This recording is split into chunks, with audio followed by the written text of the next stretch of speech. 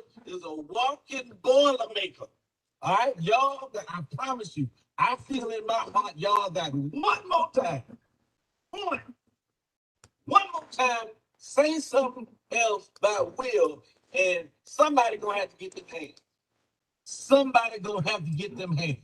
I ain't gonna spend a whole lot of time on the Tupac Will Smith. That I don't care nothing about that. What I'm saying is the y'all who's still here right now, y'all better put some respect on Will. Ah, ladies and gentlemen, look here. I was having a discussion, a heated discussion with my boy Josh Prince. Shout out to Josh Prince. We were talking about, okay, we saw this interview on YouTube, whatever, said that Jada Pinkett begged Tupac not to beat up Will Smith. Once she told him that, they was dating, whatever. Hey, look here, and I said to Josh, I was like, look, man, when it comes to Tupac and Will Smith fighting, it could have went either way.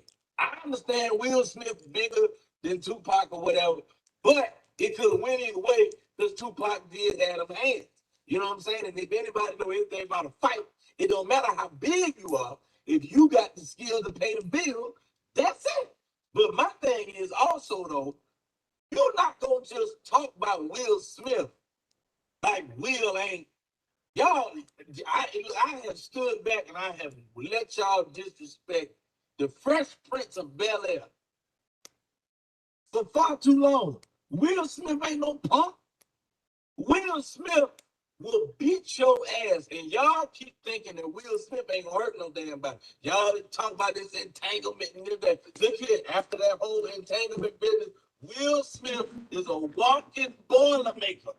All right, y'all. I promise you, I feel in my heart, y'all, that one more time, one, one more time, say something else by Will, and somebody gonna have to get them hands. Somebody gonna have to get them hands. I ain't gonna spend a whole lot of time on the Tupac Will Smith. That I don't care nothing about that. What I'm saying is the y'all who's still here right now, y'all better put some respect on Will's name. Cause y'all gonna mess around and get y'all forehead caved in. He a good dude. Will Smith is a good dude, and he done gave us too many good movies, too many good songs for y'all to just be being so disrespectful. I'm telling y'all gonna mess around, and the Fresh Prince of Bel Air gonna give y'all a fresh ass whooping if y'all don't stop playing with his name. I'm trying to help y'all. Don't play with him like that, man. I can see it in his eyes, man. I can see it in his eyes. Y'all see he done got out of shape and he about to get back in shape. And he on TikTok. He trying to, but y'all keep on messing with Will, and Will gonna lose his chill. Stop, man. Leave this alone. All right? It ain't to be everything ain't no game. Everything ain't no game. And then y'all gonna want to not mess with him. And y'all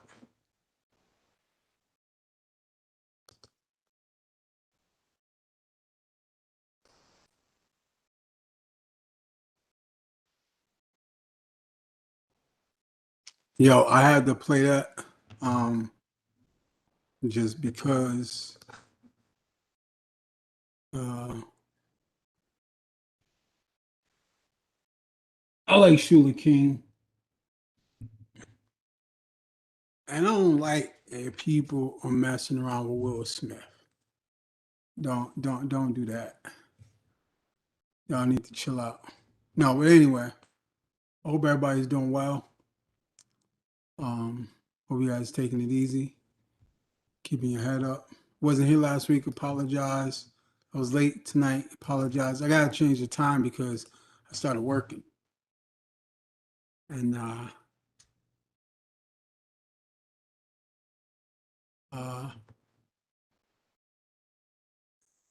my working time, me getting to here from work, so that's in. But anyway, um, thinking about starting at a later time. Not really sure when. Possibly a whole nother date, but for now, we're gonna still do it. We're just gonna start at 8 o'clock rather than 7:45 because I'm not gonna be trying to speed just to get here. And But we've had some good sessions and stuff like that. You know what I mean? And um, I'm gonna hit y'all off with the weather real quick. Y'all already know it's been raining. But today, Friday night, 56 degrees, 100% chance of rain, northeast 7 miles per hour wind. Rain early, then remaining cloudy with showers overnight, low 56 degrees, winds northeast at 5 to 10 miles per hour. Chance of rain, 100% rainfall near half an inch. Humidity, 97%. UV index, 010. Moonrise, 1:02 a.m. Moon set, 1:44 p.m. Tomorrow mornings, during the day, 61 degrees, 70% chance of rain, north-northeast 8 mile per hour winds, cloudy, some light rain is likely, thunder possible, high 61 degrees Fahrenheit, winds north-northeast at 5 to 10 miles per hour, chance of rain 70%, humidity 90%, UV index of 10, sunrise 5:19 a.m., sunset 8:29 p.m. Tomorrow night, Saturday night, 56% chance of rain. Wind 6 miles per hour north, 54 degrees. Showers in the evening, winds light variable. Chance of rain. Well, that's at 60%. Humidity 97%. UV index 010. Moonrise 1:24 a.m. Moonset 2:44 p.m. Sundays gets a little bit warmer during the day, 73 degrees. Northwest winds 5 miles per hour. High 73, winds light and variable. Chance of rain 60%. Sunday night, sunrise 52 a.m. Sunset 8:29 p.m.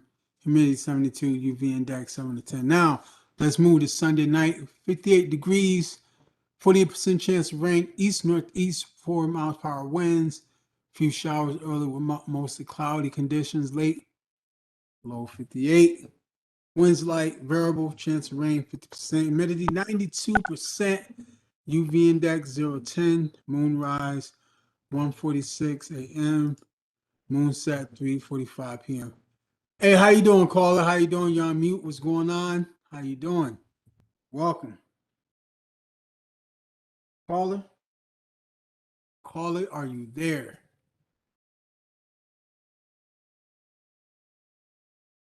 Is that you, Jerry? You're on mute, sir, ma'am. Not sure who you are. I'm assuming it's Jerry, though.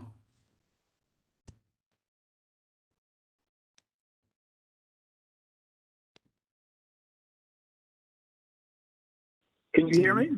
Yeah, I can hear you now. What's up, man? How you doing? I'm doing all right. Hey, can you repeat the weather, man? I didn't catch that. That's not my fault. You have to go back and rewind it. Oh, okay. It's got to be like that. You But should have got here anyway, on time. Hey, man, you should have been here on time, bro.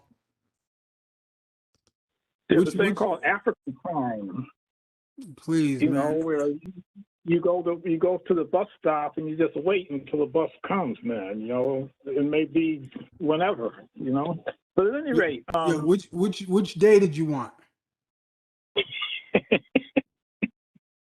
Anyway, how are you doing? How's everybody doing out there? Did you really want the weather again? You just talking junk. Oh no, I was just seeing if you would accommodate that or not, But no, I'm good. All right. I'm good. Yeah, I don't believe in the raining. weather. It's raining. How about that? Yeah, well, that's been the deal all day outside my window here. And it's between 50 and 70 degrees. Yeah, it's a little bit chilly, Mm-hmm. But anyway, I didn't know how folks were, taking the holiday weekend, if it's a cause of celebration or, what the mood is, I personally, I don't celebrate the 4th of July personally. All right, well, me neither, but there are a lot of folks who do. I mean, it's I observe it, but I don't really celebrate it, if that makes sense. I know what it's there for, you know what I'm saying? But, you know, you know, a So is lot of there a things. topic for today? Nah, man, we just chilling out, bro. Okay. Feel like going to bed, man. I'm so tired. Well, the weather has made people. The weather has been kind of like a sedative, for some reason. I think after the heat subsided, it just kind of, it's kind of like a lullaby for a lot of people, man. I've talked to a lot of people that feel like, yeah, I just You really want know you really know how to use your words, bro. Well, thank you, thank you. I believe I'm a firm believer, right, that a vocabulary, and language is a major tool of oppression, and that the more that we kind of get master, so to speak, the language, the better we're able to kind of understand how things are thrown at us. Oh yeah, I mean, no, I hear you. I hear you with that. Hey man, so what's up, man? When you gonna get a camera on your phone? I I knew that was coming. I should have preempted that, man. I should have been beat you to the punch on that, man. But you did it. You got But slapped. You got bitch slapped with it. How about that? no, I just wasn't on point here, man. I made a note to be, so I could take that, I could take the role on that. But anyway, no, at this point, the present status is I am still on my phone. Oh, I know. I know. I can see. And even once I do get on, lock, stock, and barrel, I think I might still just do an audio thing, or put some fake background up, so it looks like I'm in, like I'm in Tahiti or someplace, you know what I mean? Man, ain't nobody gonna care if your background looks like you're in Tahiti. Oh, I thought that's what was up. I thought that's what people did these days, man. Put up some fake background and make Yeah, it but look nobody's like gonna look at your background and be like, "Oh man, look, he look like he's in Tahiti." Alrighty. well, you got to have some kind of prop. Everything's about a prop. I can't believe you even came up with that madness. What about the fake background? Yeah. I want people to think Yeah. I'm in Tahiti. Well, that's the thing with Zoom, man. Every time I go to a Zoom meeting, man, people have all different kind of backgrounds, and it's not the real. It's not where they're at, And people do it, I guess, for different reasons, man. But anyway, man, the world's a masquerade. I think George Benson said something like that. The world's a masquerade. Why you always quoting other people? Why you don't quote yourself? I do quote myself, man. I come up with most of what I say, man. It's like original stuff, man. But Please, when was the I don't. last time you quoted I yourself? don't have a. You have to have like a I forget there's a word for someone who follows you around and writes down what you say and then says, "Oh, well, Jerry said this." I don't have one of those. I don't have one of those people Yo, around. hey, now that you mention it, why don't you? I don't know, man. Yo, you need one It's of like them, brother. it's like a chronicle. So like Sherlock Holmes, he had Watson, right? If Yeah. it wasn't for Watson, nobody would know what Sherlock Holmes had been up to and stuff, man. So yeah, you got to have somebody who's following you around, listening to what you're saying, man, and then recording it, putting it back out there. Bro, absolute. Listen, I know this. I know this. Right? I know this, right? I know. No, I do know this. I know Who else this. is on out there? What? Who else is out there Out where? on the show? I Just I me should and have you. said, who else is in the house? I should have said. Just me and you. I think last week threw some people off. Yeah. So where's Sean, man? He's a regular. Man, bro, I don't know. I mean, Sean in the bathroom, I guess. I don't know. Acting like I'm supposed to know where everybody's So at. you're in New Hampshire now, then, right? Look, I don't want people to know where I'm at. Why? Why? Because they ain't none of their business. Well, I only said it because you put it out there on the show last week or the week before. I didn't put it on the show. Did you go I back and mean, listen? Did you go and back then and listen to it? I edited it. there's I took it satellites out. that is tracking you, anyways, huh? I took it out. But there's No, still satellites that are tracking you. I started working today up in New Hampshire. Did you? Yeah. So now, how is that? How is it so far? How was day one? Oh, it was good, man. It was excellent. It was beautiful. It was beautiful. And Beautiful. so what are the people like that you're working with, man? I mean, what? Not the people, but I mean, how big is the crew that you're working with? I mean, is it like Oh, are you just like a crowd? Or? honestly, I can't give out all that information. But what I can tell you though is that I really enjoyed the day at the job. I really did. Um, I really did. I enjoyed it.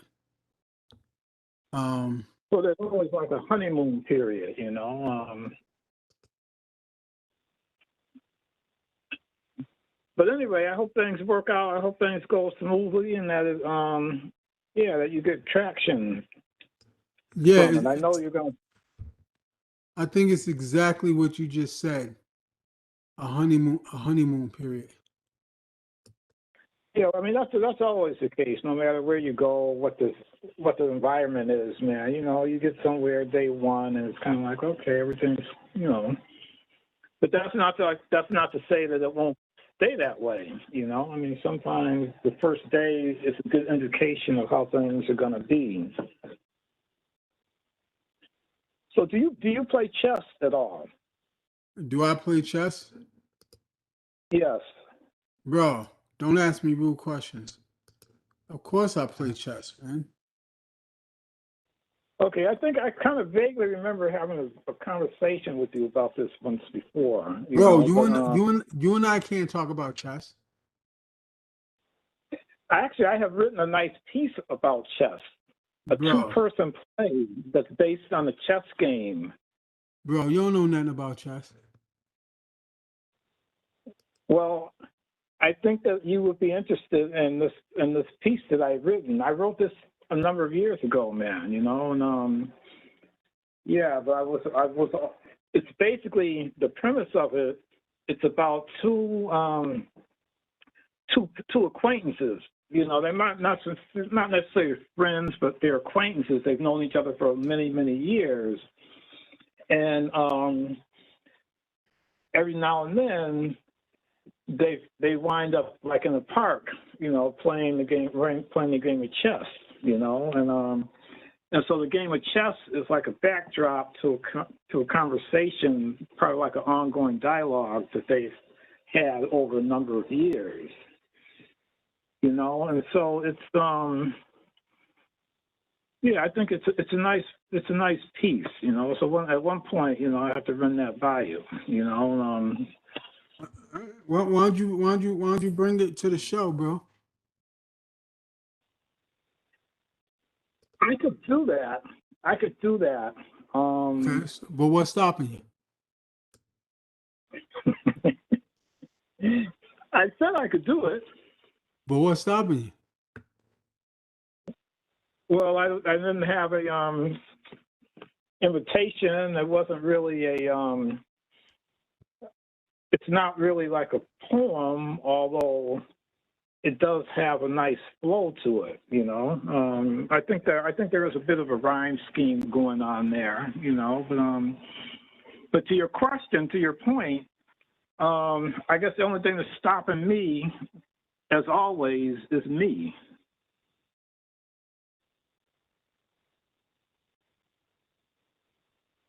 So how are you gonna change that? I got to get out of my own way, you know. Get I on got the to good learn to foot, get out bro. of my own way. Huh? Get on the good foot. Yeah, man. You know, it's like I got two left feet, man. You know, I'd be stumbling over myself, man. You know, and you know, Get a most walker.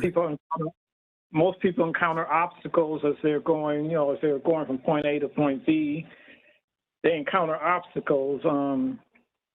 And then there's some people that are just stumbling over themselves and stuff. They're their own obstacle. You know. Mm-hmm. Yo, I saw a bear today. What color was it? Bro, it was like a brownish red. And had Brownish two red. Yeah, it was weird. Really? I Yeah. never heard of that. I mean, I've Yo, heard of, like, you know, black bears and brown bears, man, but bro, she looked at me and I looked at her. And she looked at me as to say, listen, these are my babies. Don't play with me. oh, Yes. she had cubs with her? Oh yeah. Yo, they were so tiny, bro. Yeah, well, you know what? It's interesting, right? Because bears,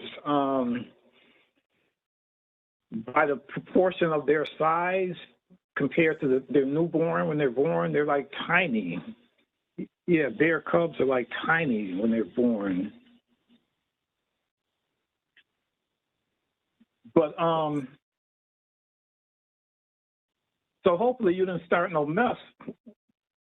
You wasn't talking crap and stuff, you know. And, obviously not, because if so, you wouldn't be here. We wouldn't be having this conversation. Exactly. Exactly. So did you take a picture? I tried to, but by the time I got my camera out, it was gone. Yo, she moved It's quick. probably for the better. Yeah, you probably shouldn't have been making those sudden moves. You know, that probably was not a wise thing. Yeah. But Yo, they were just passing through. you ever see a snake swallow another snake, bro? I never have, but I know that they do. That they prey upon each other, on their own species and stuff. You know, but yeah. So you were what? You were out in the woods, or this bear was coming into like a populated area? Yeah, I wasn't in the woods. I was coming down a hill. And it was there. Oh, okay. So you were driving. You went on foot. Right. Oh man, yeah. I was driving. Oh, okay. All right. Well, that's a different story. I mean, Bro, I'm looking at these animals, right? And how they like take each other out. Bro, how that they is what? not how I want to go out. I don't want to go out any of these ways. I like to go peacefully in the bed. Yeah. Well, I think the most humane animals that take each other out. I think probably spiders. I think black widows are the most humane. They basically it's just like you just get a shot of venom and you're done. You know. Yeah. Although I know that venom, the animals that have venom, that poison it affects your nervous system, and so it's like basically you go into like spasms and stuff. So it's not like you're getting a shot of like morphine or something, like you're ODing on morphine where you're just kind of nodding out and and you're gone. There's like, yeah, I guess it's almost like getting electrocuted, where your nervous system is like just jolted. But there's no easy way to go, man. You know, even if you say you want to just go fall asleep and go in your sleep, you never know what kind of nightmares people have that pass away in their sleep. I mean, some people do it peacefully. I think it depends on what kind of life you've lived.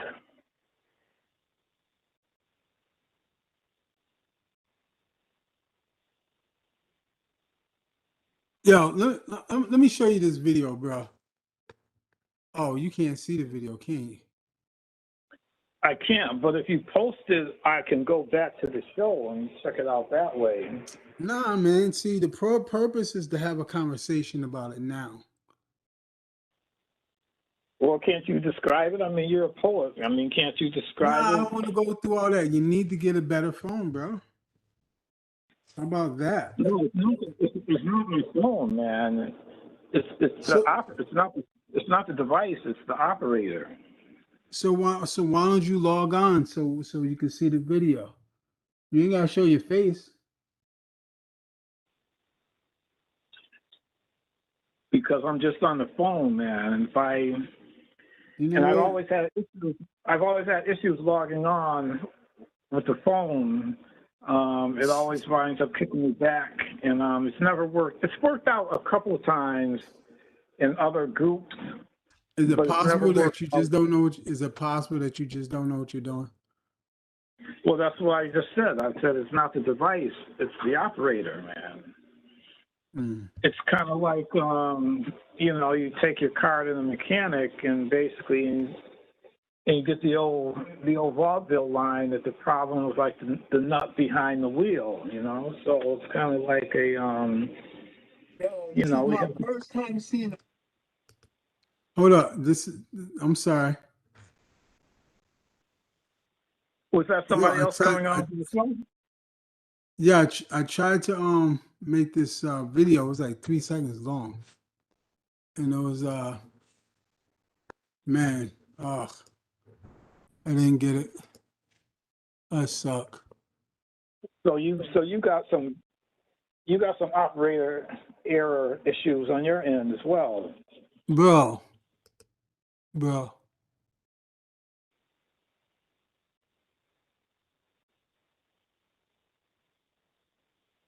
Whatever. Yeah, man. So I was gonna go. I was thinking about. I was contemplating going up to Maine, like for this long weekend. But what made me change my mind was, you know how later in the week, man, they would start talking about this new strain of corona, the Delta strain, I think they call it. It started, I don't know if it started in India, but anyway, it took hold in Britain, and now it's accounting for a good percentage of the cases in this country. So I don't know if that's going to get knocked out of the box, or if that's going to become something that's going to start shutting things down again. But at any rate, yeah, I was just hearing about that, late this week, and I didn't want to. I don't want to expose myself to being around. Just around a lot of different people that you don't know, and all that stuff, man, Especially like on the bus, taking the bus and the train and shit, Mm-hmm. Yo, can you hold on for a minute? Yeah. I'll be right back. Why don't you take over the show? You got some poetry you can share with us? I don't, man. I'm actually engaged in this chess game with the computer here, so I didn't have anything. It's devoured all my attention. I'm getting tired of you. I have some poetry, man, but I don't know. I gotta pull it up. I'm gonna start searching for it while you gotta do what you gotta do. All right, I'll be back.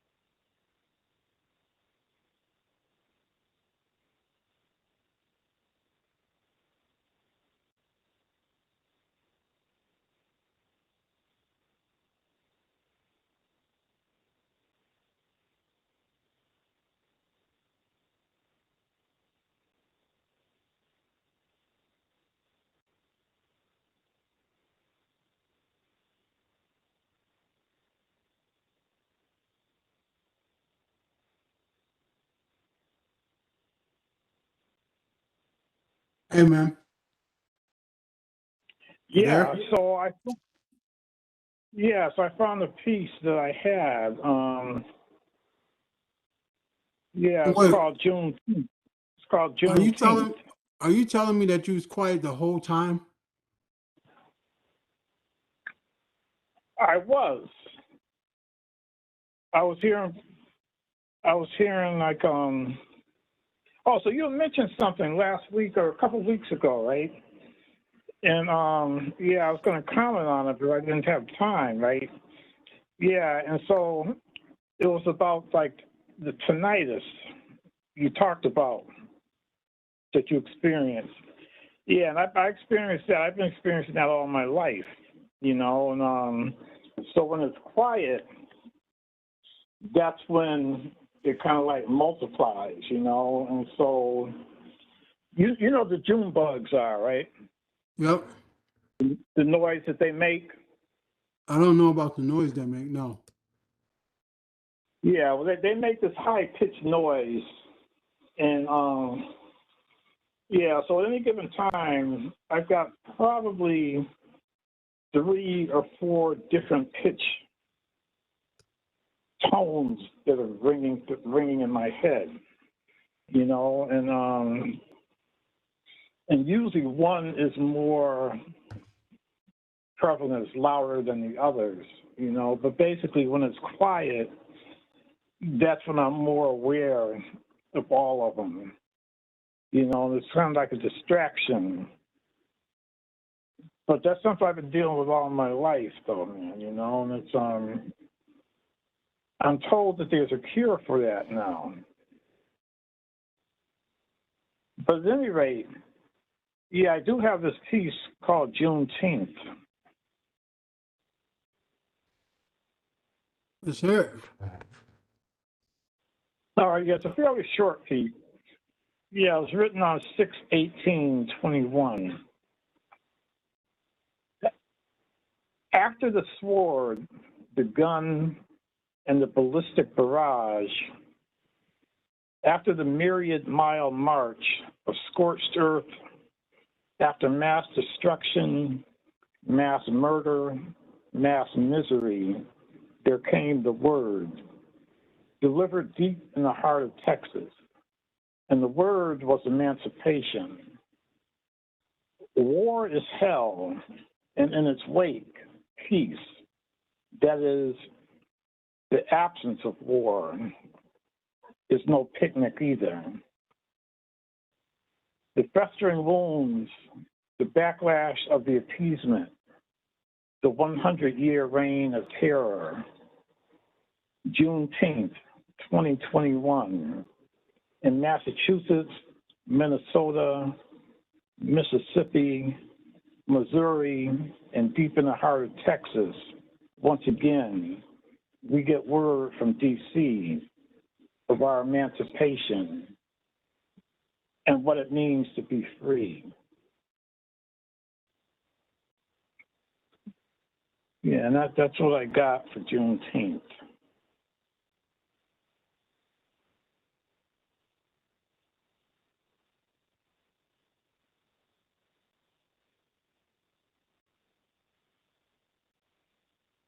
Are you still there?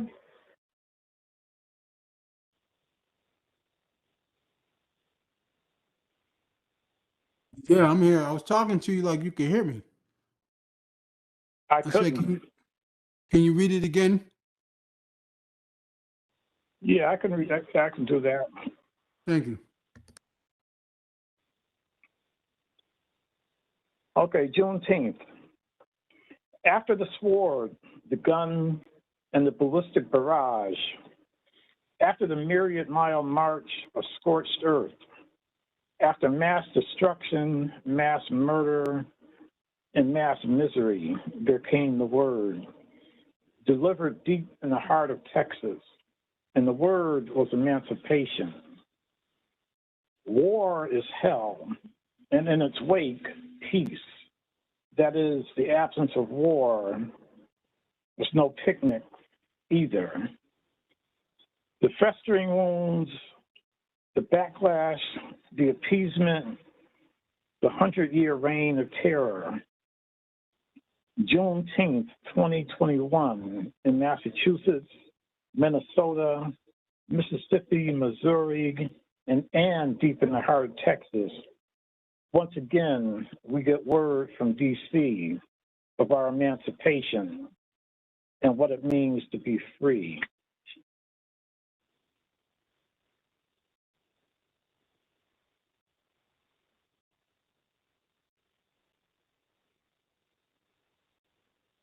Thank you. You're welcome. When are you gonna finish it? I'm gonna call it a day on that. Yeah, I'm gonna leave that alone. And I think what I'll do with it though is maybe every year I'll add another, couple of stanzas to it. Yeah, and basically make it so maybe that'll be by the time 10 years from now, maybe that'll be like an epic poem. Okay. I do have another piece. It's called Ultralata. Actually, I What don't know. does that? Do you speak Spanish? Poquito, no mucho. Okay, yeah. So it should be por otro lado, but for the other side, for those who aren't bilingual, including I mean, myself. what? I said it should be por otro lado for those who aren't bilingual, including myself. So anyway, here it goes. The bedrock of humanity is civility. That begins with the magic word, please. Second, perhaps only to abracadabra and the opening of doors. Sincerity notwithstanding, the incantation works wonders. Toss in a saccharine coating of a simple sugar drizzle, and voila, magic. The other side is where the truth be known. Thank you is where gratitude resides. It is where the magic lies. Now, this piece may sound familiar to you because I wrote this in Poetic Recovery. This was in response to one of your guests. You know how you would have people to give a word and then we would write a poem about it? I don't remember who the guest was or even what the word was, but this piece was written in that context. Okay. I'm gonna say like maybe a month and a half or 2 months ago.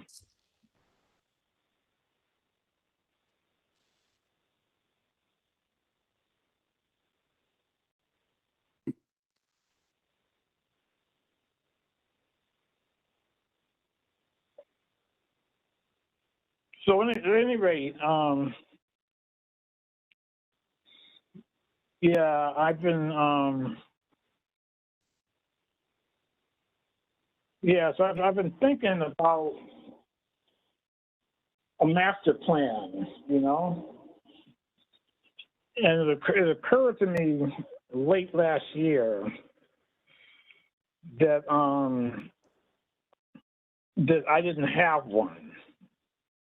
Yeah, my life situation changed in a way that my focus changed, and so I basically was without a master plan, without a focus.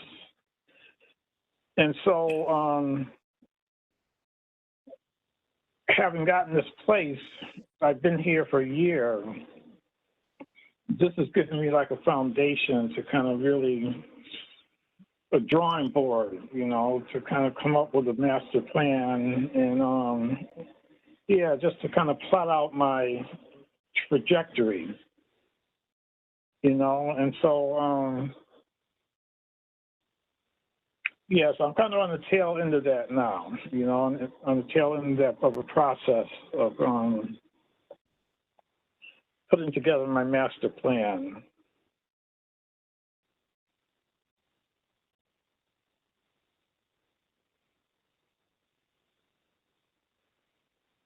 Hmm. Man, let me ask you a question. So you was writing about the Juneteenth. What do you think about all this reparations stuff? Well, I think that it'll be difficult at best for that to actually happen. But I guess for me, really, reparation is not about. It's not necessarily a financial thing, because I think that if say they did work out, there was a system worked out to make financial amends to people, to Black folks for what we've been through. I think that if that were to happen, that would be a step forward. But if nothing else in the systemic system changed, then it wouldn't move the needle for us. You know what I mean? Yo, I think much of it's bullshit, and I'm gonna tell you why. You mean much of the reparations? Hmm. Why? Because from what I be reading, they're talking about only giving money to direct descendants of slaves, right? Yeah. And the problem with that is that so many Black people have been in foster care, don't know where they come from. Too poor to get a DNA test to figure out where they come from, or gene test, however it's done. Um,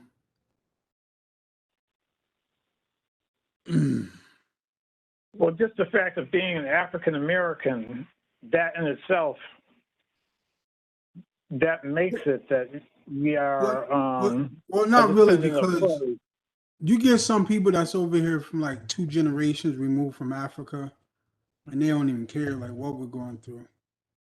Mm, um, or they'll side with like some political campaign or candidate that is doing something to twist us up. You know, I'm Okay, yeah, frustrated with the process, man. okay, but if someone came over from somewhere else, from another country, Hmm. that would be documented. You know what I'm saying? And so that would preclude them from being, considered from being part of that class. So people, to your point, people who were or are basically are either themselves or were descended from people who were in foster care. I think that was still, just being African American would still make you part of that class that would be eligible for, the reparations. You would think, but I don't think so. And so I I, to that point, now there are people, there are or have been Black folks in this country who were not enslaved. There are, I don't know what the percentage of, but it's, there are some people in this country, what they call free Black folks. I guess what I would say to that is that they may have become free. They may have been emancipated somehow by, the goodness of whatever, someone else. However, the question still remains, how did they get here? You know what I mean? I don't think there were any black folks that were brought here as free, But I think the whole reparations thing, I think that people are, I think it's kind of misguided in the sense, and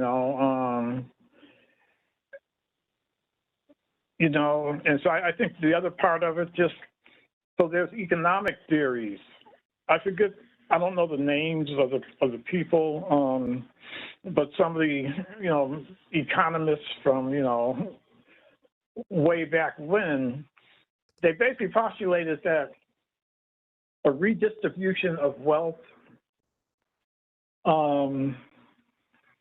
would not change the big picture, because if you redistributed wealth, it would only take a certain amount of time before things got back to where they are right now, because you can give somebody, it's like the stimulus checks, right?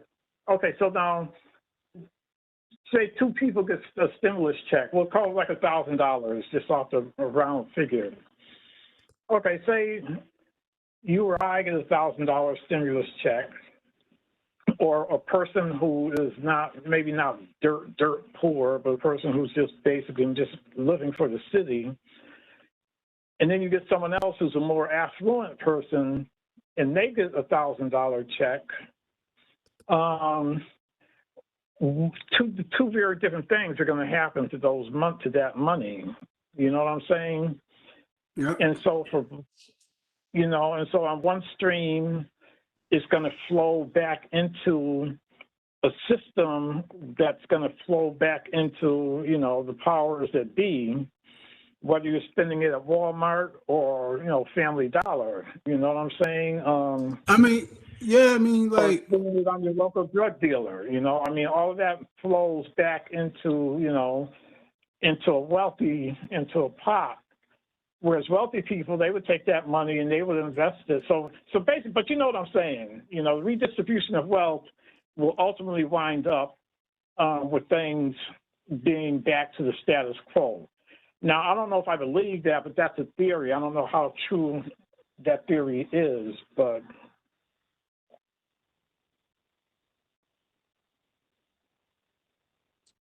Well, I've been talking about that for years. Like, we'd have to build an alternative economy in order for it to even work. Well, yeah. So you've been talking about that for a long time, man. And what you've been talking about, although I never really heard you put it in this sense, is that we need industry. You know what I'm saying? Yeah. We need industry, black industry. That's why we are a permanent underclass, I believe. Because we really don't have anything. You know what I'm saying? I'll give you an example. Okay, say the hurricane, right? The tornado that came through here 10 years ago that destroyed Brookings School, right, among other things. That whole Six Corners neighborhood, it took out a lot of. So now, 10 years later, a lot of that stuff is just being rebuilt. Brookings School itself, which I think you have some ties to that, the old Brookings School, is now being renovated into, apartments. One of the roads that was leading through there is now being redone, so folks can get a straight shot into Springfield College and don't have to go through the neighborhood, through the ghetto, basically. But anyway, my point is that essentially the wealth, right, the distribution and the redistribution of wealth, it seems to always shake out, but black folks don't have any industry. All the construction that's gone on around, the rebuilding of the city from the tornado, you look at who's doing that, and you see these contractors, man, and they're coming out from the sticks, from the suburbs. There may be a token Black or Spanish person on the work crew, but they're just out there, you know. They don't own any piece of the actual, you know, the firm that's actually got the contract. You know what I'm saying? So, I'm gonna tell you right. you I'm know, gonna tell you right. I'm gonna tell you right now. I'm the only Black dude, or not the only Black dude, but there's not too many Black folks that work where I'm at. If anybody calls me a token, I'm gonna punch them in their face, because I learned my job. But go carry on. Yeah, so my point basically is that this money, and I'm not really well versed in this. You probably are more versed in this than I am. So like the CDCs, the community development councils, and the grants, the blocks of money that were given to cities to basically renovate the inner cities and stuff like that. A lot of those corporations and people, and so they develop corporations to basically receive this money, and those are like the CDC corporations, and you'll see them everywhere. And so basically, so this money that was kind of earmarked for, you know, for the benefit of, like, you know, the inner city and, you know, people who've been, you know, kind of disenfranchised. So this money then now becomes a tool or a resource for other communities to take it and use it to kind of shore up their, you know, their thing. You know what I mean? But again, but Black folks have not really been a part of the infrastructure in terms of having, you know, industries or businesses. You know, I mean, even on a basic level, if I wanted to go out right now and do business with in the Black community, I could get a haircut, I could get something to eat, I could get I don't know, I could buy some records, I could buy some music, and basically, I mean, that's about it, you know, in terms of, like, there's not even a corner grocery store that I could really go to, you know, if I wanted to patronize, you know, a Black business. Like even a little mom and pop store. I'm sure there's some in the town, but I don't see any. I don't know. There's nothing that comes to my mind right off the bat, you know. The same way man. In Holyoke. You know, I mean, yes. In Holyoke, it's probably even worse. No, I hear you. I mean, it seems like all the mom and pop stores are dying, man. Yeah, and even the ones that are flourishing, that's all they become. You know, I mean, they don't become anything more, right? You know, I mean, take like two examples, right? I'm gonna say like Friendly's and Big Y, right? So both of those started as just like a little store, a little corner store, or one single little restaurant. And so, and, you know, you fast forward it like, you know, a generation or two generations, and it's like, boom, it's blown up, man, you know? Like Belize, Auto, that started out just as one dealership, man. I mean, you know? And so with Black folks, I mean, we have seeds for things. I mean, there's Black folks that have owned little stores and, you know, small businesses, but it never became more than that, you know? It never became generational. And I'm starting to understand that that's what the American dream is about. It's not about you or me being able to go out there and make $1 million, although that's part of the American dream, but the core American dream, in my view, is that you start something and that gets continued on within either your direct family, your blood family, or your community family, and that gets built upon and built upon. And so you take one generation that does some footwork, some grunt work, and then the next generation can go to school to become, can go to school to learn management, and not to go to school to learn, something more basic, but to learn the principles and the foundations of this system and how the business operates. You know what I'm saying? And so I think that we've been marginalized, and it's like a learned helplessness. So we need community. Back to the reparations thing. Well, if you know what?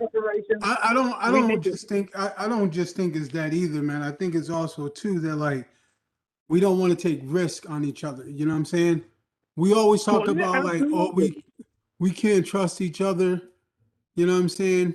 But yet, we'll talk all this junk about white folks and then go and invest in what they got. And don't get me wrong, man. Like, you know, you know me, man. The type of dude I am is I'm like, if the person's a good person, the person's a good person. You know what I mean? But at the same time, like, how are we gonna keep pointing fingers at white folks when we're not even investing in ourselves? And when we do, it's just investing in that group of people that's like the wealthy group of people, the bougie, who don't really care about anything other themselves, that use the whole, well, I'm giving to the youth. And it's like, yo, my thing is like, we gotta do something different, man. We gotta support the parents too, right? And this is what frustrates me, is that we'll get mad that this country, what they do to the mothers and fathers, but we really won't build any support network for the black mothers and fathers to really get on their feet, continue to do what they gotta do. To me, it's really sad, man. It's almost like we only complain when racism will be a sharp enough tool to puncture the create a wound in the fabric of society that other wealthy black folks can benefit from. You know what I'm saying? You know, perhaps a couple poor people will get, lucky, you know what I'm saying, and somebody get caught on camera where they could sue. And for me, you know, uh, and this may be wrong to say, and it may sound wrong, but I truly feel this way, man. Like, I feel like wrong is wrong, and people must be held accountable. But at the same time, like when black people do black people wrong, they need to be held accountable. When wealthy black people take advantage of poor black people, they need to be held accountable. And I think that we ignore that. It's like, look at all the black folks that still support R. Kelly. Like, what? Look at the black folks that like don't really want to look deep into like Bill Cosby. You said the black folks that still support. Huh? No, what did you say? The black folks that still support R. Kelly? Yeah, not all, but there's a good number of black folks that still support R. Kelly. There's still a good number of black folks that won't admit that Bill Cosby did something wrong. And he admitted to like trading Quaaludes, you know what I'm saying? Like bringing Quaaludes to these women, you know what I mean? Was he wrong? That's between him and them, you know what I'm saying? But there have been other women that, that came forward and accused him of rape. You know what I'm saying? Women that have been on the Cosby Show.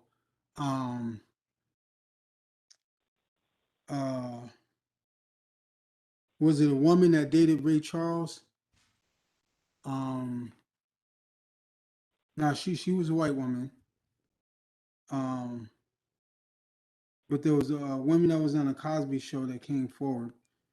Yeah, and you can't tell me that they're just like doing this to like bring him down. People keep saying that, oh, he was buying the NBC network. That's why they like brought him down. I'm like, yo, I don't even think he can afford the NBC network because his network in 2015 was only $400 million. How the hell he's gonna buy NBC with $400 million? So to me, it wasn't Yeah, that. well, I think it was two-pronged. I think that was a part of it. I think that was a part of it. But how, yo, bro? How you gonna afford the NBC with $400 million? Well, no, well, this is my thing, right? I think, and this is not specific to Cosby, but it kind of it falls into that same category. So this is what I think about the bigger topic that you mentioned earlier about Black wealth, right? I think that the system is fine with people, with Black folks being wealthy, you know, making money, making mad money, you know. I think the system has no problem with that whatsoever, as long as what you're doing with your money is not about addressing any systemic issues. You know, I think they're fine with Black folks having money, as long as they're spending their money on, you know, cars and bling and, you know, stuff like that, you know, and they're not talking about uplifting the race in any way. And so where Cosby comes in on that is that he was starting a dialogue about that. I mean, he was Bro, talking about it. Bill Cosby He was, back in 2004, right, gave the police the go ahead to either brutally hurt or kill Black people that were doing like menial crimes. but if you, but So you, no, he wasn't. Bill Cosby didn't just never gave a damn about the Black community. Bill Cosby gave a damn about wealthy Black folks, but in terms of the Black community as a whole, no, Bill Cosby didn't, man. Like, and I've seen things that he's done back in the civil rights movement days and stuff like that, which I was like, yo, that was dope, that was cool. But when he came out and was saying, because I was like 20 some years old, and he started digging at the young Black youth, man, and just basically cussing us out pretty much, I was like, man, you gotta be kidding me, man. Go on with all that. he wasn't Nah, cussing out the man. Blacks. He was talking about the culture. He was talking about young Black youth who have their pants hanging down, who still this, still Yep, that. yep, You know what I'm yep, saying? yep. He was talking Yeah, about the Black community, bro. he's talking about he was talking about the culture, and he was talking It's about not a culture, man. That's basically. poor people steal things. Right now, you know what I'm saying? Like rich people steal stuff. Like, okay, man, he's gonna talk about, the Black folks that steal stuff. Okay, what about the white folks that steal stuff? You know what I'm saying? What about you do? You know what I'm saying? Going and like, But, stealing dignity. but I think No, maybe I think maybe hold on, because this man stole the dignity of plenty women, right? He was a wealthy man and used his position to steal the dignity of women. He ain't got no rights to be talking to anybody, to be talking down to anybody. You know what I'm saying? That dude's a freaking. Don't get me started about Bill, man. And my so. brother You think met that him, right? My brother met him, right? so you think that he needs to be that they should should have thrown away the key on him. Throw away the key. I'm not saying that, but I'm saying that like there's so many Black folks in the world that need support and help, man. You know what I'm saying? That are really doing great things. You know what I'm saying? That are respecting people, so on and so forth. They get no attention at all. And this dude, yo, So let me ask you this. Let me ask you this. honestly, What's your what's your feeling about James Brown? I don't really know a lot about James Brown, man. I Well, haven't really. you need to check up. But You need to check up on that. wasn't he abusive towards his wife or something? When Marvin Gaye and Tammy Terrell were together and they were Hmm. doing all those songs back in the day, like "Ain't No Mountain High Enough," Yeah. You remember that? Yep. At that same time, James Brown was physically abusing Tammy Terrell. Well, he need to get his ass whipped. He was physically abusing Tammy Terrell.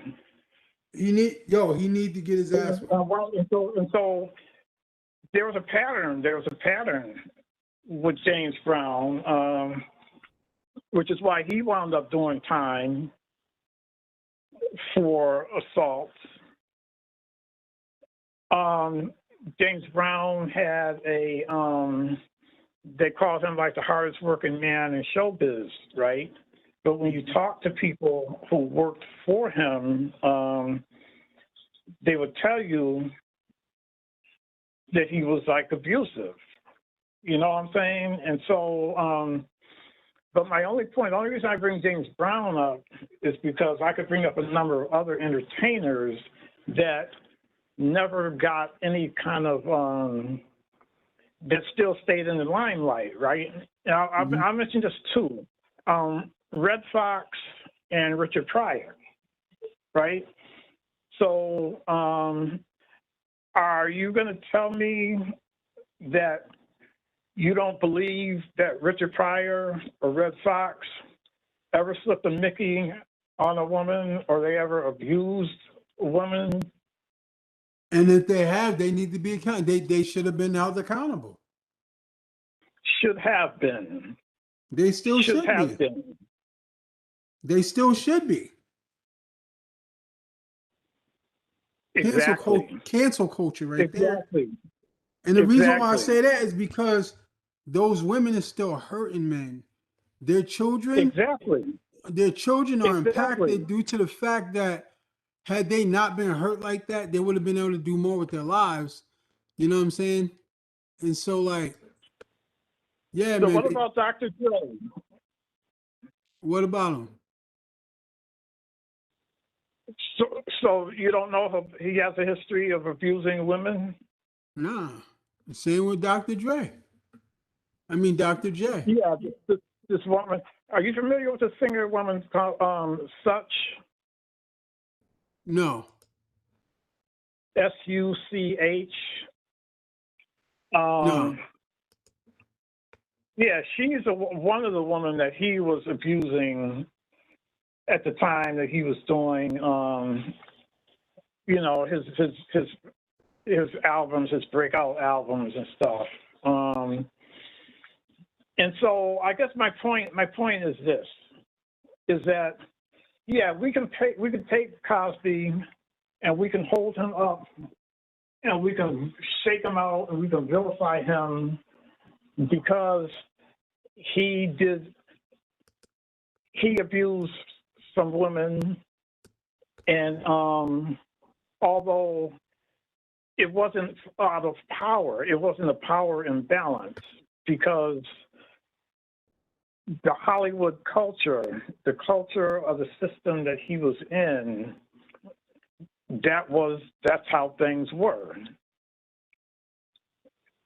You know, but I guess what I'm saying is that, yeah, we can take people, we can take Cosby and hold him up and say, oh yeah, well see this, you know. But if we're going to do that, then we got to be willing to look at other people as well, you know. Mm-hmm. But anyway, I think that part of, back to the original thing that we were talking about, was that Black wealth, bringing it back to the local thing. So this restaurant that was on the corner of Walnut and State, the Burger King, you know that was a black guy who owned that franchise, right? Nah. Yeah. Yeah, it was a black guy who owned that franchise, and that wasn't the only one that he owned. I think it may have been the only one in the city, but he owned that franchise for many, many, or didn't own it, but he had the franchise. And so that was a person of means, a person of color that had some means, that was basically drawing from the Black community, but wasn't really the fact that you didn't know that he was Black, that most people didn't realize that he was Black, means that he hasn't had any status or standing in the community. You know, I mean, he's not been a community figure, and so yes, I mean, I agree with you. I think that there's a disconnect between the haves and the have-nots, whether we're Black or white. I think that the struggle on some level comes down to the ruling classes or the affluent people. But it's crazy because even the organizations that are supposed to be for the poor people, like Arise, a lot of those corporations, those organizations are like CHD. Those organizations are basically, when you look at who's running them, you know, it's not about people of, you know, that have been left out or disenfranchised, you know. So it's almost like Black folks are being exploited by the well-to-do. They're being exploited by folks in their own community. You know what I'm saying? We're just getting hit every which way, you know. And people wonder why we're on drugs, you know, why Black folks are on drugs and are like turning, you know, why there's a high crime rate in the inner cities, man, you know. Yeah, if you impose that situation on anybody, any group of people, you're going to get the same kind of results. You know, so yeah, man, I mean, we basically, and then you put into play like the whole not redlining, but the Jim Crow stuff, you know, the systemic stuff that basically keeps us from, you know, really flourishing. So yeah, back to your point, we need what I call industry, what you call, we need infrastructure of our own. Let me just say this, man, and I'm gonna stop talking.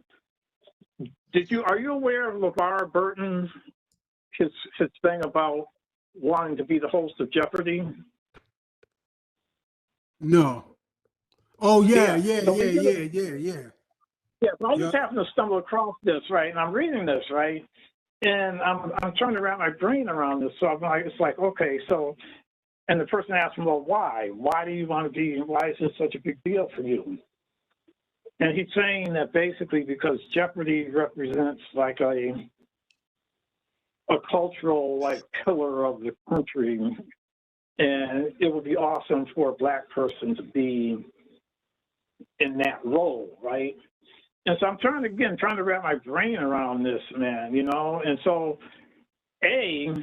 I'm thinking, so why can't he use his wealth to start a Jeopardy, a Jeopardy or by some other name? You know what I'm saying? Why does it happen? I think we need to stop trying to copy what white folks is doing and Exactly. just do our own things, man, and just say like, listen, Exactly. don't get in my way, don't steal what I'm creating, right? And we can all get along. You know what I'm saying? But again, Exactly. But instead, we're basically saying we're saying, oh well, the Oscars and the Emmys, they're not giving Black folks props and blah blah blah. but we could be giving ourselves props. You know, that's what I'm saying, man. You know, and that's part of our illness. That's part of our community illness, man. Is that we still. Maybe that's the equality thing, you know. It's like, oh, well, we should be able to, there should be a Black host of Jeopardy, you know, and that would make Black people what? I don't know. You know, the other thing too, bro. The other thing too, man, is like Black folks are afraid to talk about things when white people are around. And that's one of the reasons why I made this a place where, like, yo, we talk about all the issues. You know what I'm saying? With white, Black, Asian, Latino, doesn't matter who around. We talk about all the issues. You know what I'm saying? And that's the thing, because we're all in this world together, right? You know what I'm saying? This country is supposed to be a melting pot. We need to talk about the real issues in order for us to really be able to move forward. You know what I'm saying? Um, and this is always going to be that stage. You know what I'm saying? You know, but that being said, bro, um, ooh, Andrea's trying to log in. That being said, yeah, let me, um, but I'll tell you this though. I mean, if he did get to be the host of Jeopardy, that would be that would be pretty dope. And there's actually a petition, right, to make LeVar Burton the next host of Jeopardy, and it's been signed So by. this is my question. So if that did happen, what would be, how would that move the needle? I guess is my question. But my I mean, real question is, if that were to happen, would he be satisfied? Would we be good now? Would we be good? you know, Or I don't think that's a fair. I mean, I sort of think it's a fair question, but I also think it's kind of. I just don't. I don't think it's worded right. Um, okay, I well think let so. me So hold on, let hold me on, hold on. But I'm gonna answer that question in its form that you put it out there in. One, I think what would happen is that white America would see black people in a different role. It was like when Morgan Freeman how played. so? I'm gonna tell you how so. It was like when Morgan Freeman played God. People was like, "Wait, there's a black God." They've never seen the character of a black actor or actress play God before on the screen, right? Um, Steve Harvey doing Family Feud, right? Um, like all these white folks in America gotta be like see black people in a whole different light, in a whole different role, right? And not for nothing, but more white people would begin to respect black people. So I actually think that if LeVar Burton became the host of Jeopardy, I really think that would actually help that. You know what I mean? Because, and it's true, for a population of America, Jeopardy is like baseball. You know what I'm saying? So, I think it actually would help out. But will everything be cool then? Absolutely not. Absolutely not. But we have to realize that stepping stones are stepping stones, and they're going to be done in different ways. And we have to embrace the many different ways that they're done. You know what I'm saying? So there's my answer to that. All right. Well, I still don't see the connection between. I don't see how, if he was the host of Jeopardy, I don't see how that would move the needle any more than I see how Steve Harvey, who I have a lot of respect for some of the other stuff that he does, but I don't see how his being Because, the bro, how because, his bro, being an MC it's of like that seeing game show. it's like seeing a black Santa Claus for the first time in your life, right? When you always thought that Santa Claus was white, but then you see a black Santa Claus, like it opens up your mind that like, oh, black people are good, because you get this identity associated with Santa Claus, that Santa Claus is good. When you only see a white Santa Claus, says that, well, white people are good. White people are Santa Claus. You see a black Santa Claus, and it's like, oh, black people can be good too. There's that cognitive, um, the cognitive, what's the word? I'm gonna say cognitive association. I'm gonna say that, right? That happens in the brain when you see this one thing over here instead of always over there, right? So when you see this one thing with something good, your brain just like, oh, okay, that's good. So yeah, will it do some good? Absolutely. How much? We don't know until it's done. You know what I'm saying? Does it necessarily have to be LeVar Burton? Maybe not. Could it be just any black person? No. Yet someone who has the mannerisms, the intelligence, etc. to play it, but also have that cool demeanor. You know what I'm saying? Um, like for instance, a Billy D. Williams would have been dope. You know what I'm saying, in that role. You know what I'm saying? But he's not here, right? I mean, he be alive, but he's so old now. Um, so the question would, who would be great in that role? Um, One person I would say off the top of my head that would that if they were in that role would change a lot would be Denzel Washington.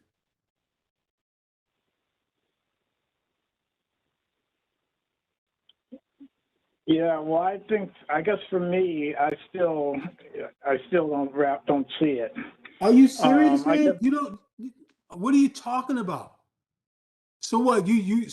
So okay. Let me ask you this: when white folks turn on the TV and they see like videos of black folks shooting at each other, killing each other, right, robbing each other, etc., you think that helps out?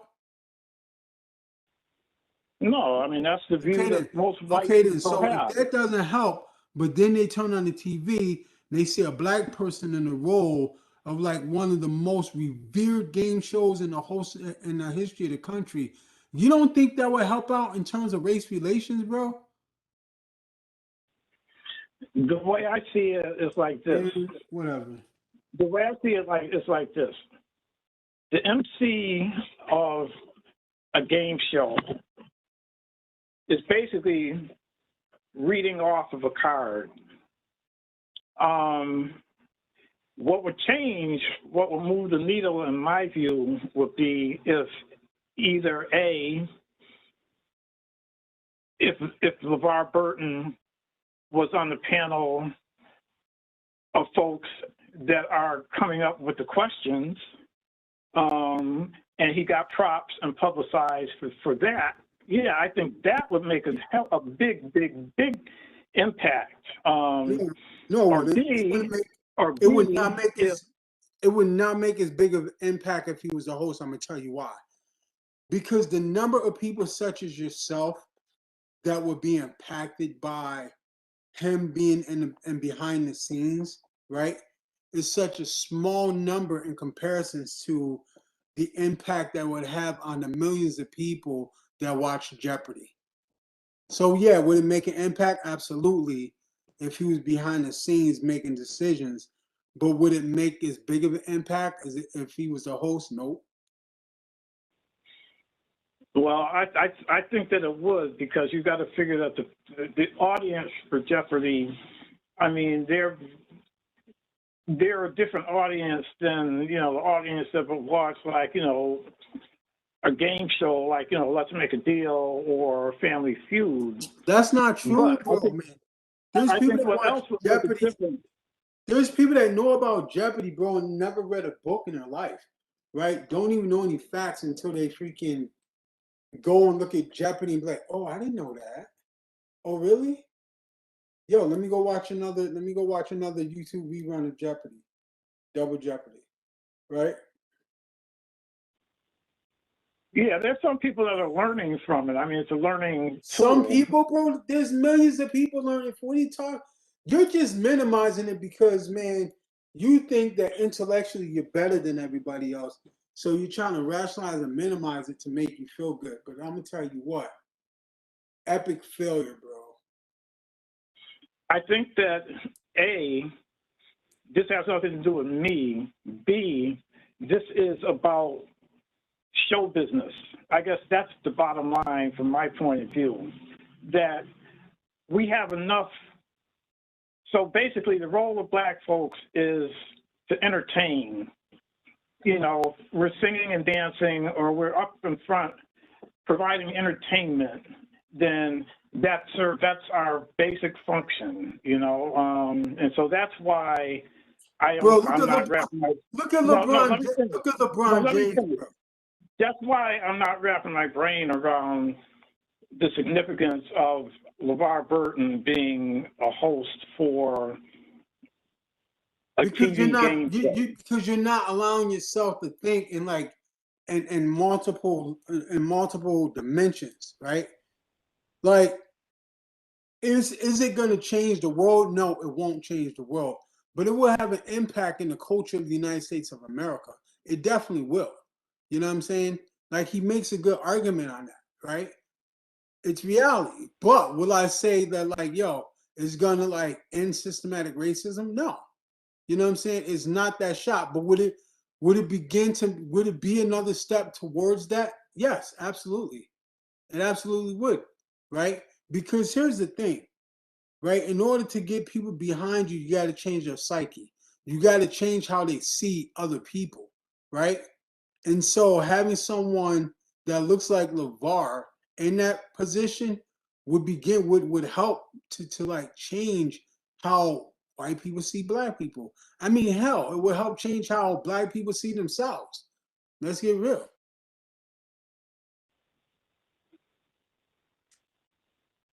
And quite frankly, right, with all the negativity that the rap industry has done and spewed out, we need something positive, bro.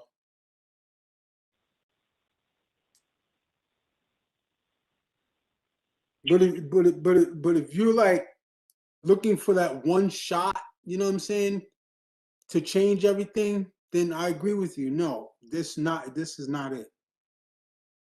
No, I'm not looking for a one shot. I'm not looking at it from that point of view. But I think that basically that if anything, right, this brother from that the astrophysicist. Absolutely not. Absolutely not. Man, you Because need to go. You know what? I'm about to tell you to go lay down, bro. Absolutely not. why? What's his name? It starts with a D something. Yeah. So why? Why not? Yeah. Because he doesn't have um um I don't think he has the like when I listen to him speak, right? He doesn't have the notoriety amongst blacks, right? He doesn't have the star power, is what you're saying. He has some star power, right? But he doesn't have the He's not black enough, is what you're saying. no, I don't think he has the personality to pull it off. I don't think that He's not smart enough. He's not intelligent enough. man, come on, man. You need to be smacked for that one. That was just No, no. stupid. What are you saying? No, what are you saying about him? I don't think that all right, so when it comes to science and everything, and I listen to him and stuff like that, I'm like, yeah, I like this dude. But when it comes to like a game show host, I think you have to have a certain personality, right? A coolness about you. You know what I'm saying? You got to be like quick witted. You know what I'm saying? You know what I mean? And his wit seems lame, bro. You know what I'm saying? Like, mm,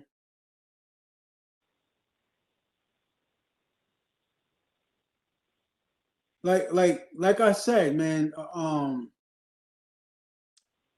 Whatchamacallit, whatchamacallit, who did I say would be good in that position?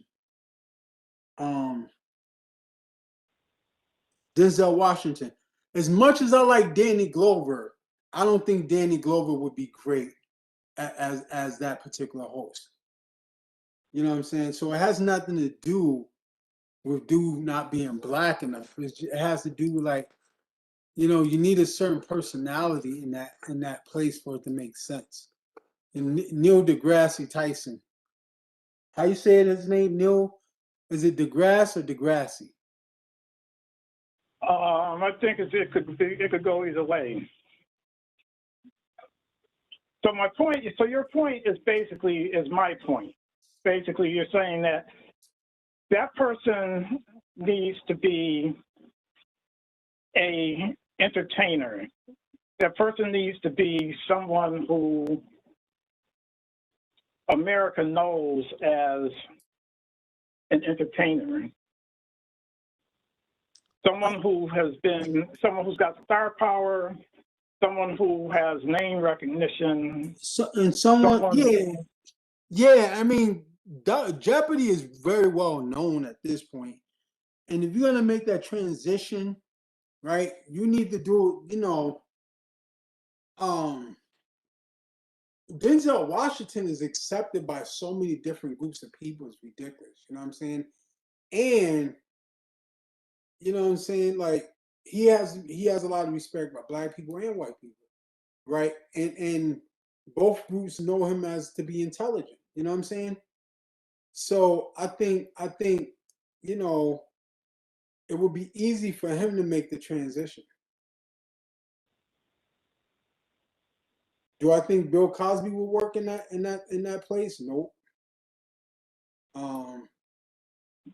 No, a comedian wouldn't do it. Wouldn't I would work. say a comedian wouldn't. It would have to be a particular comedian. For instance, could Dave Chappelle do it? I think so.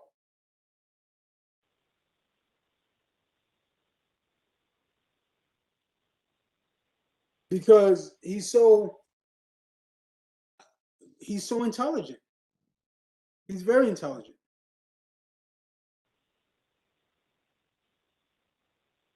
And I think it would be a hard transition, but I think it could happen.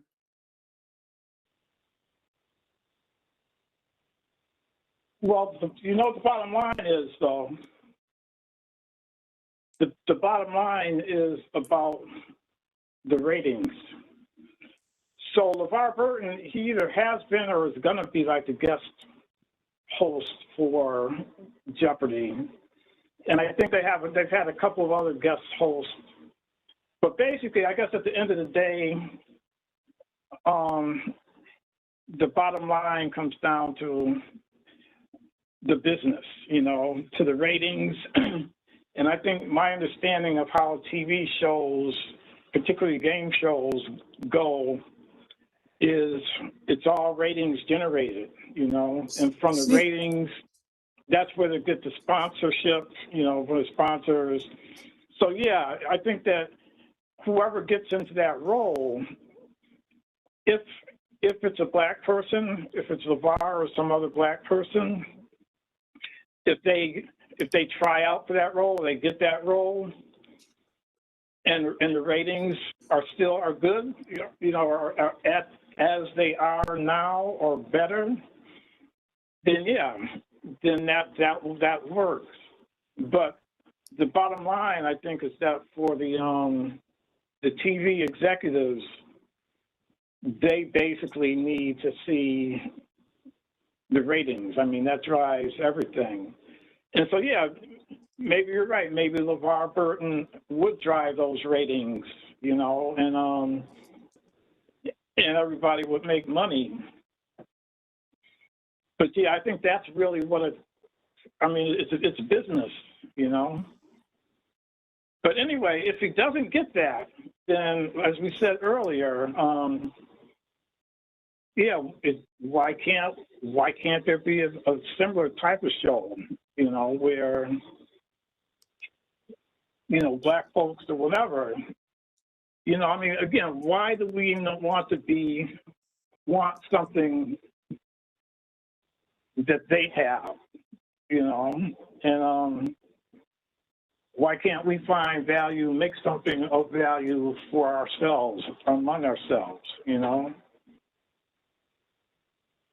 But anyway, man, with that, I'm gonna let you go, man. 'Cause I've gotta roll, man.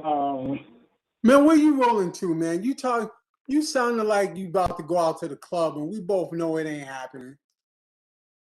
No, I'm not going out to the club, man. But I gotta do some stuff, man, because I need to be up early in the morning, man. I'm trying to. I was telling you earlier about like my master plan that I'm working on. Yeah, so part of that, man, for me is like a regimen, you know. It's like a discipline. It's like a setting stuff up for myself, you know, so I can move forward, so I can excel, you know, and essentially, part of that, is getting like the old early to bed, early to rise thing. But no, I'm not going out to no club. I'm not going out to no club by any means, man. There's no clubs around here, man. You know, there's no clubs in the city. I mean, maybe MGM might have something going on here or there, but I mean, there's no clubs that you can go to around here, man, where there's not just a bunch of dumb stuff going on, you know? And I've never really been a big club person myself anyways, you know? Because I don't drink, you know? So, I mean, that alone, man. You know, and so speaking of which, I just had my anniversary, was yesterday. Oh, happy anniversary. Yeah, man, it was like 2006, July 1st, 2006, you know, and so, I'm kicking like 15 years, man, and that came up yesterday, and I generally don't do like it's not a big deal, you know, anniversary dates, but it just dawned on me yesterday that was the day had come. And so, I'm also just doing some reflecting, you know, because as you know, getting clean and sober is one thing. Getting sober is one thing, you know, being engaged in recovery is another thing. And then moving on, you know, going on to do, not living in those spaces, you know what I mean? I have a friend who has a bit more sobriety than I do, a bit more time, I should say, than I do. And, his whole thing was always, oh, yeah, well, you know, I don't go to meetings or, you know, I don't really associate with you know, in those rooms because, you know, my life is not about that anymore. You know, I'm moving on, you know, and so it's like, you know, to each his own, you know, everybody does it in their own way. But I guess for me, I still find support, you know, in the rooms, although, you know, I'm not living my life in those rooms, you know, because I mean, getting clean and sober, you know, is about being able to move on to do stuff, you know, with your life. Right. Yeah, you know, so. No, I get you. You know, yeah.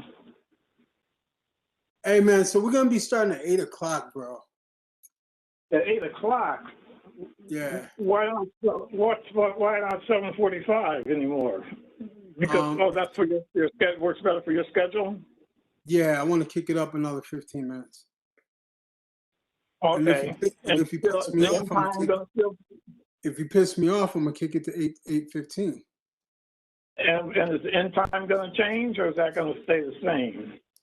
What do you mean? Well, everything, there's a start and an end time, right? So the start time is changing. Is the end time going to be the same or no? Yeah. Can you hear me? Yep. Yeah, it's gonna stay the same.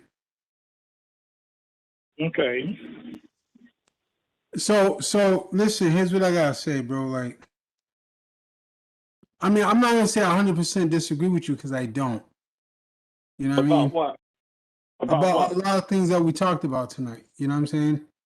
Well, I you and just feel, I would say, if I had to put a number on it, I would say that you and I are in disagreement approximately 50% of the time. yeah, You know, but would you say that sounds about right? yeah, Yeah, so and that's good. That's a good thing. yeah, it's You not a know, bad thing. because it means that either that 50% of the time that you and me don't see eye to eye, it means that there's a possibility that that either me or you is going to kind of maybe look at something from a different point of view, you know. And so it's a good thing, man. I think that if we saw eye to eye all the time, then that would be a problem, man. You know.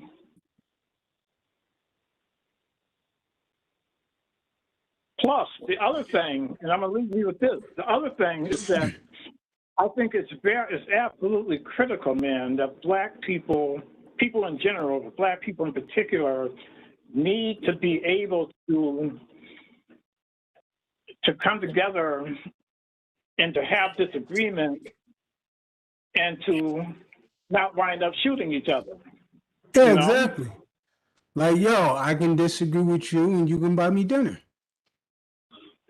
Yeah, you know, but because we're this far apart, so that the gunshot stuff ain't gonna, there won't be no violence and stuff, man. And but then again, we would probably disagree on what restaurant to go to, man. You know what I'm saying? You would probably want to Yeah. go to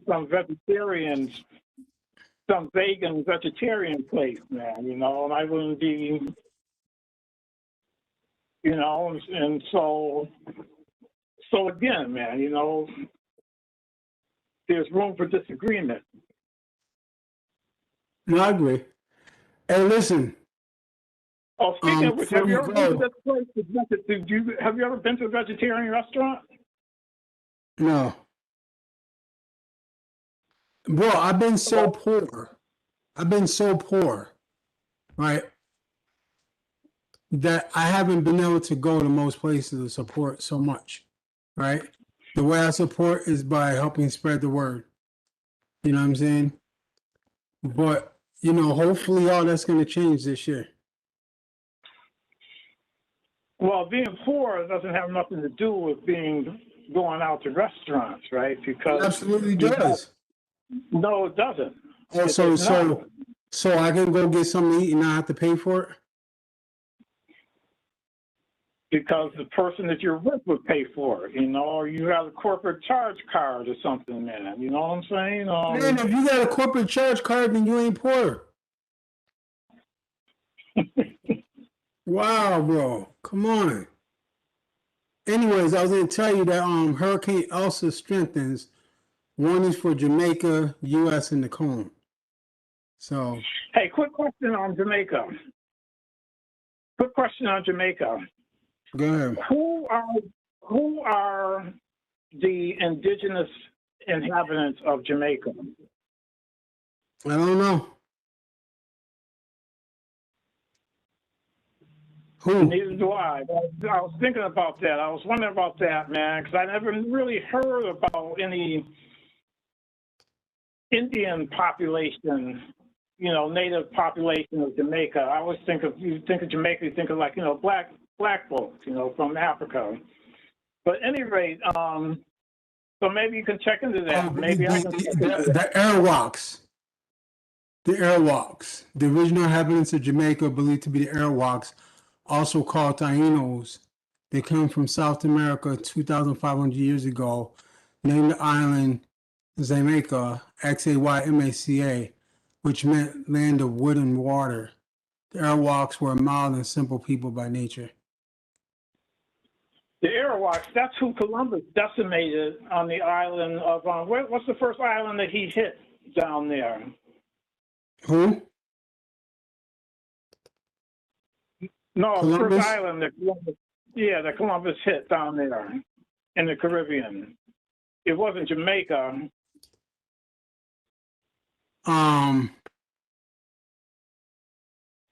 It was an island what is now known. Well, this is what I'm getting from National Geographic.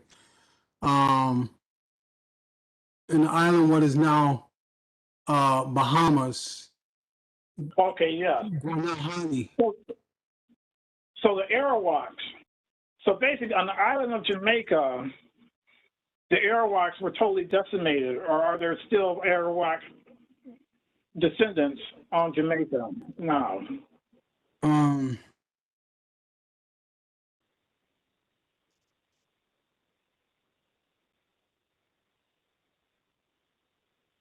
I don't know.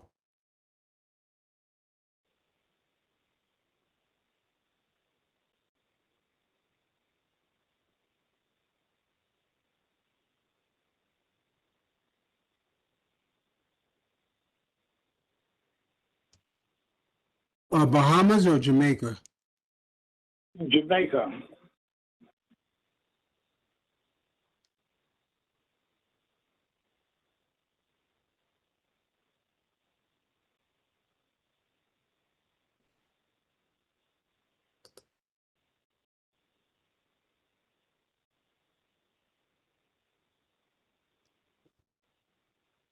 You know, Henry Louis Gates did a documentary on African civilization. He did a documentary on the blacks in the Americas. Yeah, and he covered all South America and Central America, as well as, you know, obviously North America. However, he did not go into Canada. And so,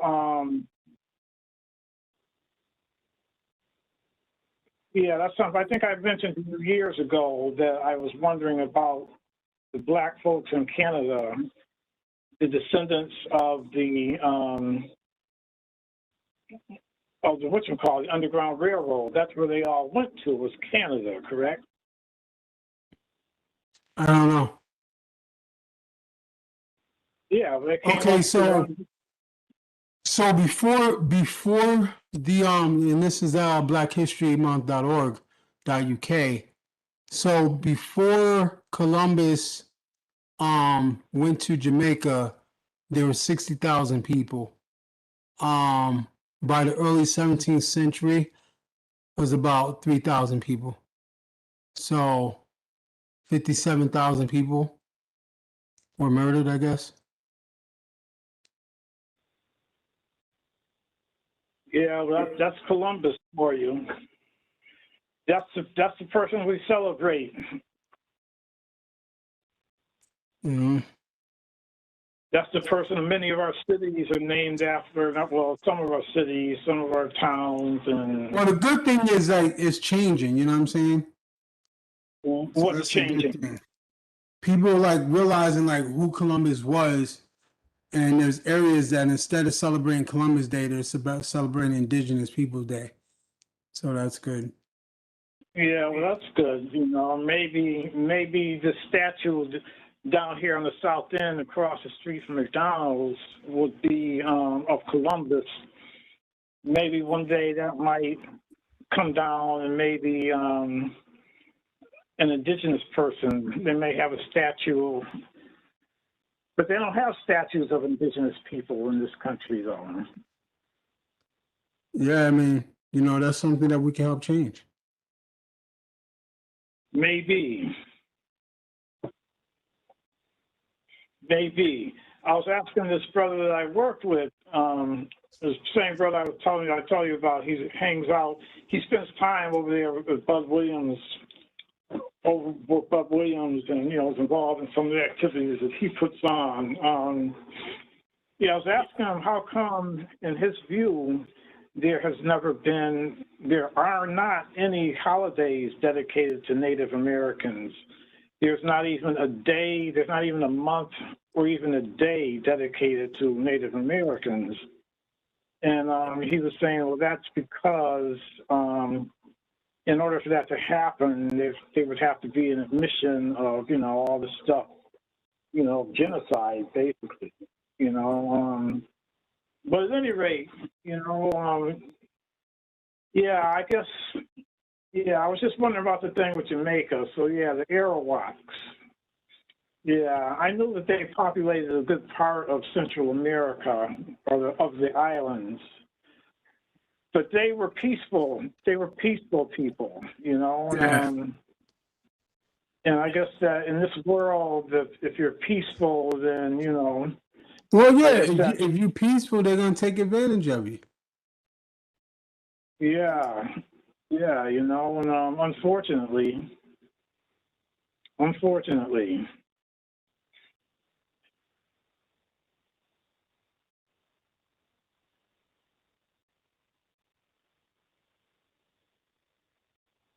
So now that you're up in New Hampshire, so you are you're meeting some new friends up there. I don't know about that. I mean, Are it'd be you nice. gonna have maybe some more folks coming in to your show, or are you keeping that separate from? Is this separate from that? Oh, my work life is separate from what I do here. I'm not, Okay. you know. Um, All right. I've invited my classmate though, who's he's pretty chill. You know what I'm saying? He's a rock musician, you know. Um, but he's pretty cool, man. Pretty good guy. So All right, man. Well, man, I got love for you, man. huh? I got love for you and I appreciate you. Likewise. And yeah, and we'll kick it around again some more. All right, man. Keep your head up, all right, brother? All right, yeah, you do the same. You got my number if you need me. Yep. All right. All right. Have a good night, man. You All as right. well. Thank you.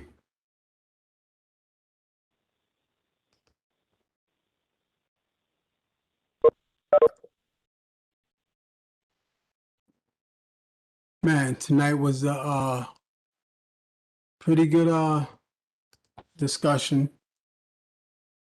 We had little disagreements here and there, but it was good. It was good.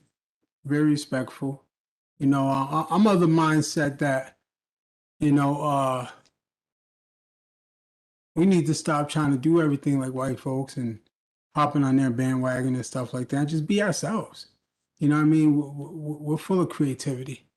You know what I mean? Use what we got. This is what I have. I'm using it. You know what I'm saying?